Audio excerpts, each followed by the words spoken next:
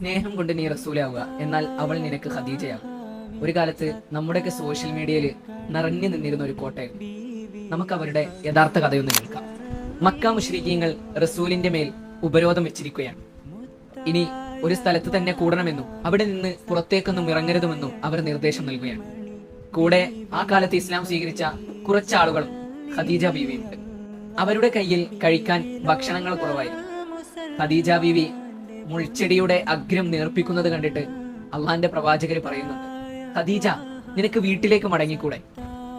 ഖദീജ ബീവി മക്കയിലെ സമ്പന്നയാണ്, ഖുവൈലിദിന്റെ മകളാണ്, പ്രായം 60 അടുത്തിട്ടുണ്ട്.